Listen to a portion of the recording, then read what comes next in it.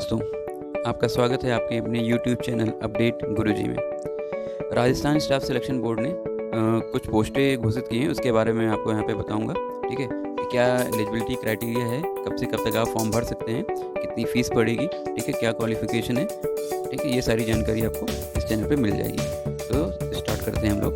तो जैसे आप देख रहे होंगे अपनी स्क्रीन पर, ठीक है, यहाँ पर दिखा रहा है कि बेसिक कंप्यूटर अनुदेशक, ठीक है, इसकी जो पोस्ट है कुछ घोषित की गई हैं, कुछ आपका वरिष्ठ कंप्यूटर अनुदेशक की पोस्ट घोषित की गई, तो इसके बारे में हम लोग बात करते हैं। तो बेसिक कंप्यूटर अनुदेशक यानी आपका बेसिक कंप्यूटर इंस्ट्रक्टर की पोस्ट है, और ये जो पोस्ट है ये अलग अलग एरिया के लिए घोषित की गई है। जैसे आपका दिख रहा है गैर अनुसूचित क्षेत्र यानी आपका नॉन टीएसपी एरिया के लिए 8,974 पोस्ट है।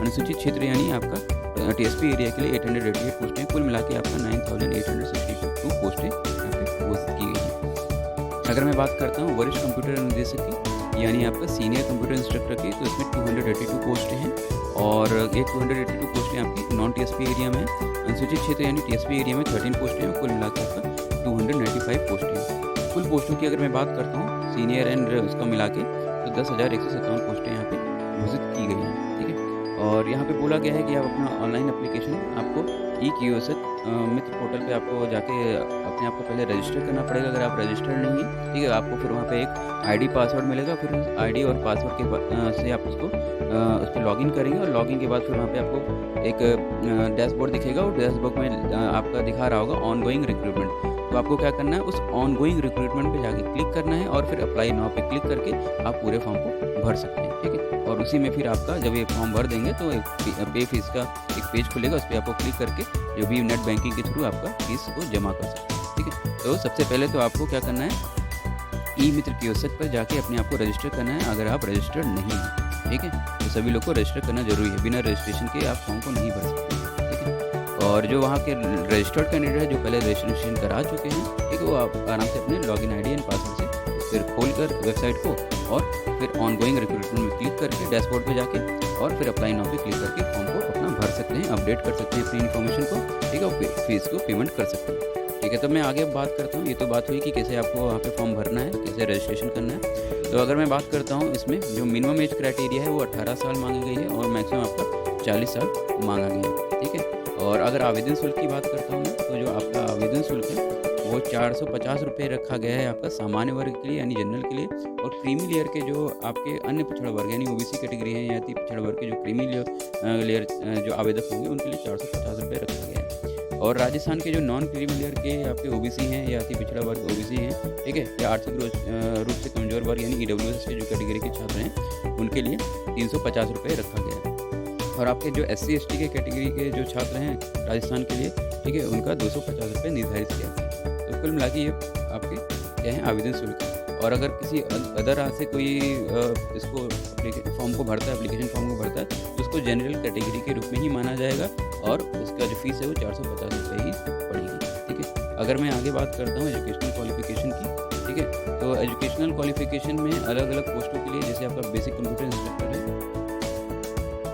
बेसिक कंप्यूटर इंस्ट्रक्टर के लिए, ठीक है, और सीनियर कंप्यूटर इंस्ट्रक्टर के लिए अलग अलग क्वालिफिकेशन मांगी गई है। तो जैसे मैं देख लेता हूँ यहाँ पे, पहले बता देता हूँ आपको जो सीनियर कंप्यूटर इंस्ट्रक्टर है उसके लिए क्या क्वालिफिकेशन मांगी गई है। तो आप अपने स्क्रीन पे देख रहे होंगे जो आपका वरिष्ठ कंप्यूटर अनुदेशक के पद है उसके लिए आपको मास्टर डिग्री होना चाहिए। ठीक है, और ये मास्टर डिग्री आपका एमटेक में हो या तो आपका MSc हो, ठीक है, या MCA हो, इस प्रकार की आपके पास कोई भी डिग्री होनी चाहिए, और कंप्यूटर साइंस या इंफॉर्मेशन टेक्नोलॉजी से रिलेटेड ये डिग्री होनी चाहिए। ठीक है, तो मैं आपको एक एक पढ़ के सुना देता हूँ, बता देता हूँ कि क्या क्या इसमें मांगा गया है। जैसे आपका क्वालिफिकेशन क्या क्या हो सकती है, मास्टर इन इंजीनियरिंग हो आपका, या तो मास्टर इन टेक्नोलॉजी हो यानी MTech हो इन computer science and information technology के साथ में, या तो आपका इलेक्ट्रॉनिक्स एंड कम्युनिकेशन इंजीनियरिंग होनी चाहिए, या तो इलेक्ट्रिकल इंजीनियरिंग होनी चाहिए, या इलेक्ट्रिकल इलेक्ट्रॉनिक्स इंजीनियरिंग होनी चाहिए आपके पास। ठीक है, MTech में, या इलेक्ट्रॉनिक्स एंड टेलीकम्युनिकेशन इंजीनियरिंग होनी चाहिए MTech में, या तो आपका इलेक्ट्रॉनिक्स एंड इंस्ट्रूमेंटेशन इंजीनियरिंग होनी चाहिए MTech में। इसके अलावा अगर आपके पास MTech डिग्री नहीं, तो अगर आप MSc हैं कंप्यूटर साइंस से या इंफॉर्मेशन टेक्नोलॉजी से, फिर भी आप इस फॉर्म को भर सकते हैं। इसके अलावा अगर आपके पास MSc की डिग्री भी नहीं है बट आपने MCA कर रखा है, ठीक है, या MCA, तो भी आप इस फॉर्म को भर सकते हैं, या आपके पास B लेवल या C लेवल सर्टिफिकेट भी अगर होगा तो भी आप फॉर्म को भर सकते हैं। तो ये तो रही बात आपके वरिष्ठ कंप्यूटर अनुदेशक यानी सीनियर कंप्यूटर इंस्ट्रक्टर की पोस्ट के लिए। अगर हम लोग बात करते हैं बेसिक कंप्यूटर इंस्ट्रक्टर, तो बेसिक कंप्यूटर इंस्ट्रक्टर के लिए जो एलिजिबिलिटी क्राइटेरिया रखा गया है वो आपका ग्रेजुएशन के साथ ए लेवल होना चाहिए आपका, या तो PGDCA 1 साल का कम से कम होना चाहिए। इसके अलावा आपका बैचलर इन इंजीनियरिंग अगर आपके पास है फिर भी आप फॉर्म भर सकते हैं, या आपके पास बैचलर इन टेक्नोलॉजी होना चाहिए, बीटेक कंप्यूटर साइंस में या तो इन्फॉर्मेशन टेक्नोलॉजी में।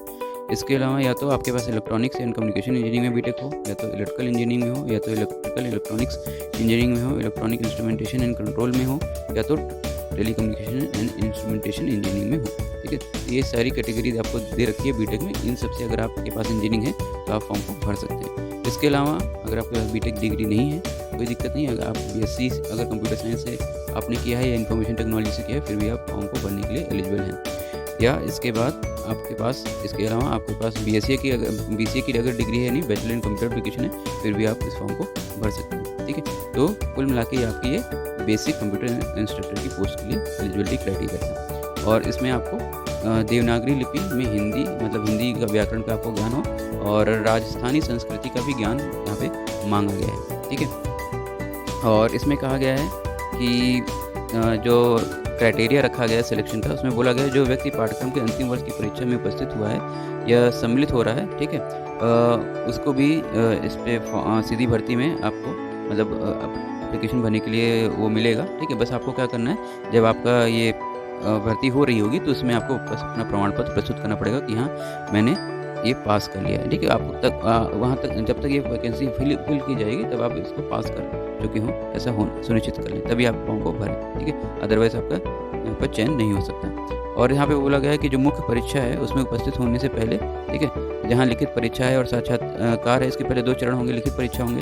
ठीक है, और कह रहा है कि जहाँ लिखित परीक्षा और साक्षात्कार के 2 चरणों में माध्यम में चयन किया जाता है। ठीक है, तो 2 तरीके से आपका चयन होगा, पहले आपका लिखित परीक्षा कराया जाएगा, फिर मुख्य परीक्षा होगा।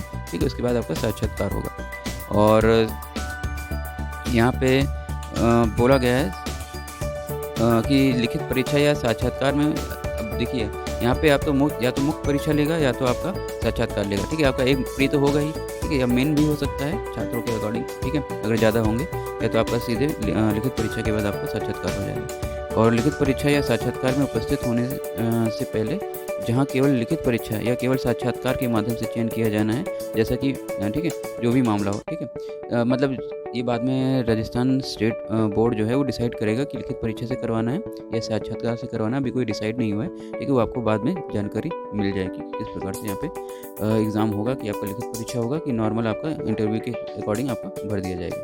ठीक है, अच्छा आयु की बात करता हूँ तो आवेदक की जो आयु है वो 1 जनवरी 2023 से कैलकुलेट की जाएगी, और उसमें उसकी आयु 18 साल प्राप्त कर चुका हो और मैक्सिमम 40 साल हो चुकी हो। ठीक है, इस 40 साल से कम होनी चाहिए, इससे ज़्यादा नहीं होनी चाहिए। तो 18 से 40 साल की आपकी एज क्राइटेरिया यहाँ पे ठीक है। ठीक है, तो यहाँ पे मैंने सारी बातें आपको बता दी हैं। ठीक है, कि एलिजिबिलिटी क्राइटेरिया क्या है और एज कितनी है। ठीक है, एप्लीकेशन फॉर्म आपका 8 फरवरी से स्टार्ट हो जाएगा और लास्ट डेट है इसकी 9 मार्च 2022। ठीक है, तो डेट को ध्यान रखिएगा और उससे पहले हो सके तो फॉर्म को आप भर दीजिए। ठीक है, क्योंकि लास्ट में क्या होता है रस हो जाता है। ठीक है, और अगर पे स्केल की हम लोग बात करते हैं तो पे स्केल मैंने बता दिया है कि आपका जो सीनियर कंप्यूटर इंस्ट्रक्टर की जो पोस्ट है उसका आपका मैट्रिक्स लेवल 10 बनेगा, ये जो कि आपका 7th पे स्केल इसमें चल रहा है, और बेसिक कंप्यूटर इंस्ट्रक्टर का आपका मैट्रिक्स पे लेवल 8 बनेगा। ठीक है, तो कुल मिला के आपका राजस्थान स्टाफ सिलेक्शन बोर्ड में जो वैकेंसी आई थी मैंने इसके बारे में आपको बता दिया है। ठीक है, तो 8 तारीख से आपका एप्लीकेशन फॉर्म स्टार्ट हो जाएगा, तो आप इसको भर दीजिएगा।